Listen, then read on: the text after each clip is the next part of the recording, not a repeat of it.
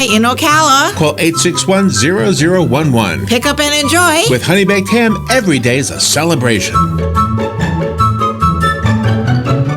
Ocala's information station, 1370 WOCA. Ocala.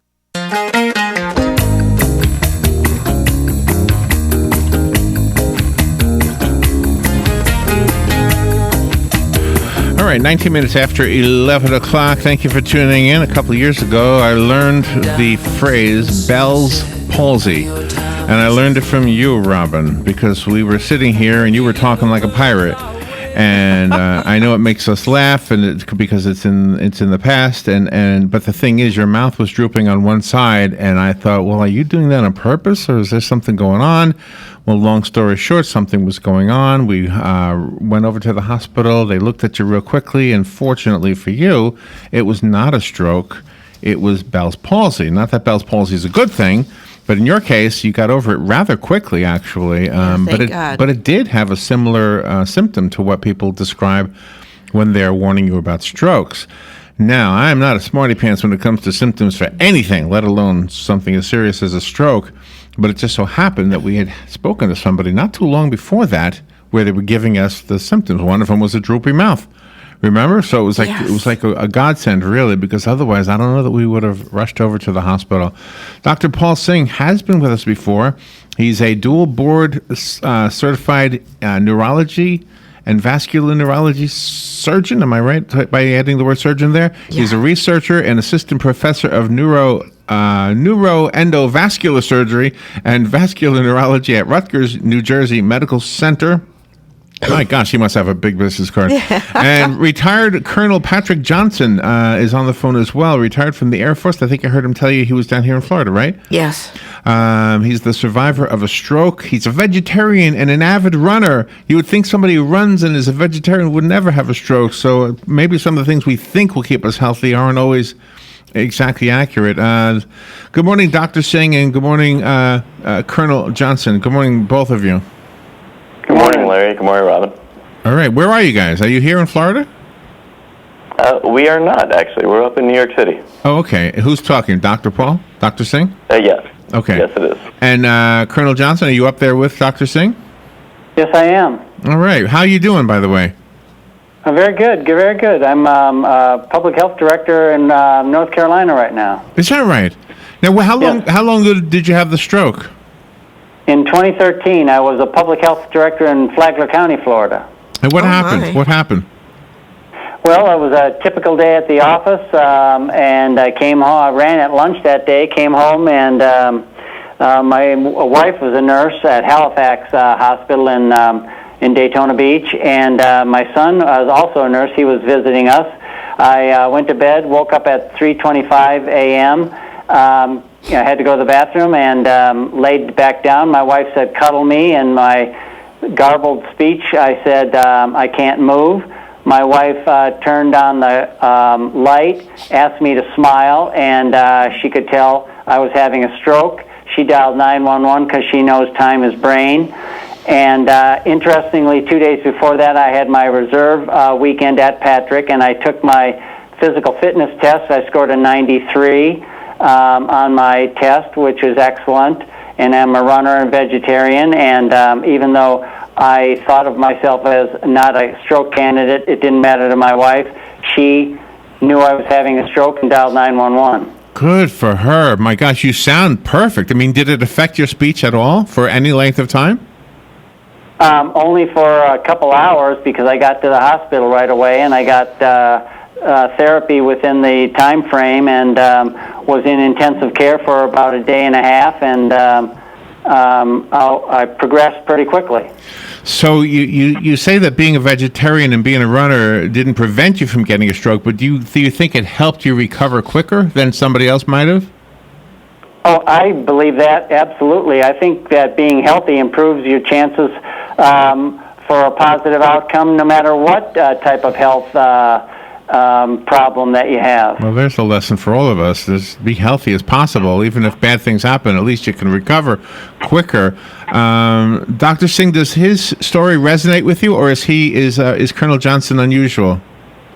No, his story definitely resonates with me, and a lot of patients who have strokes across the country should resonate with them too. He did the right thing. His wife did the right thing.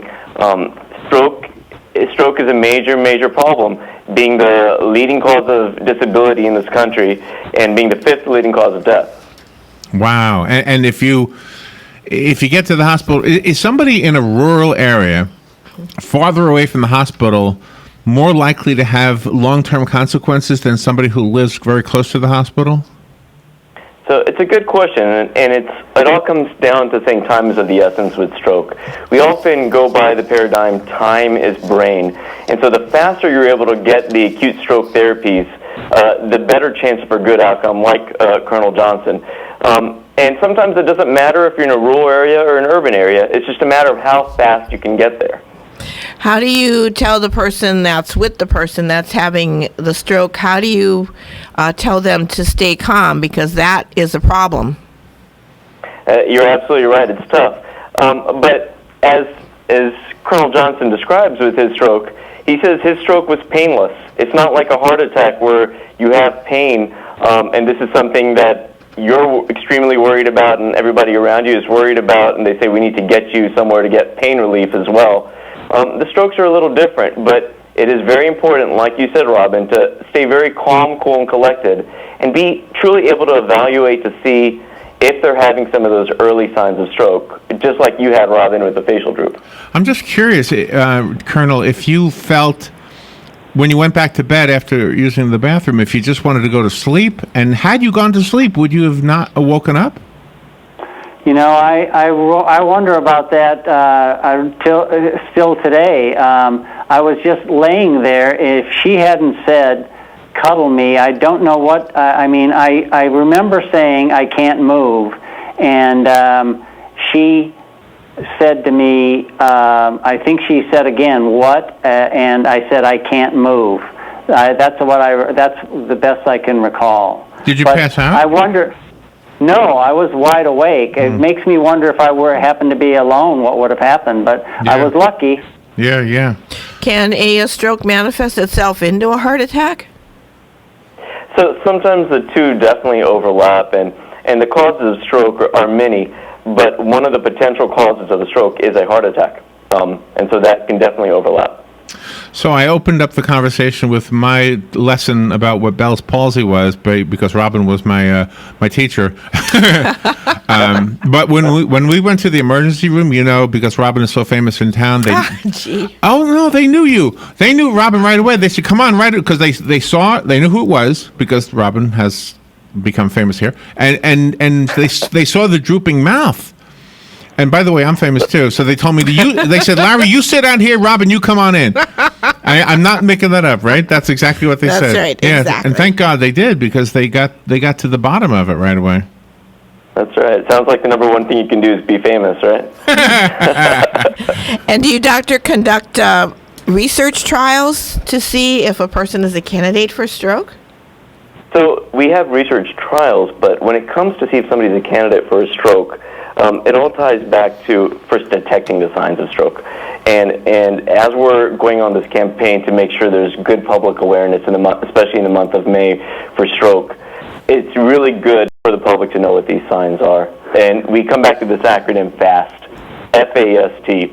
So you mentioned the facial droop was what you experienced when you had your Bell's palsy, but that's also one of the potential signs of stroke. The A in that acronym stands for arm. So if somebody has weakness in one arm or the other arm, or say they can't even move the arm, that's another possibility for stroke. The S deals with speech. So speech can be garbled. It can be where somebody has a complete inability to produce words, or just they can't get the words out.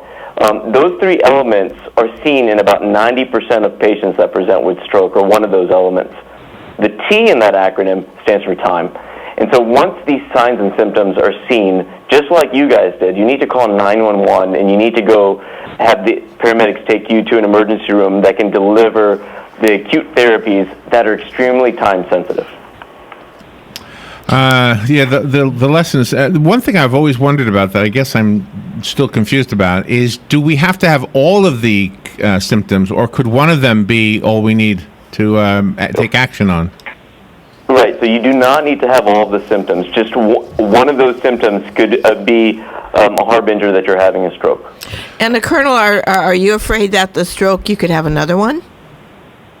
Well, I take my medicine regularly. If I'm very careful about my medicine and my diet. So if I didn't do those things, I would be foolish. But I'm very careful with my medicine and my diet.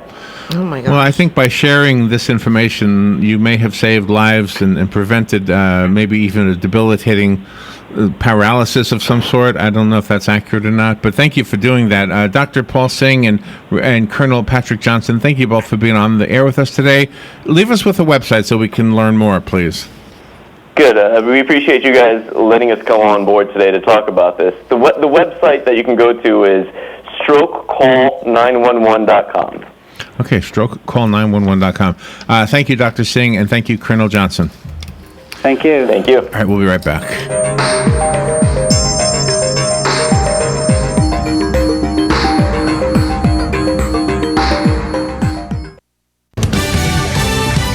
Fox News Radio, I'm Karen McHugh. British investigators looking into Monday's terror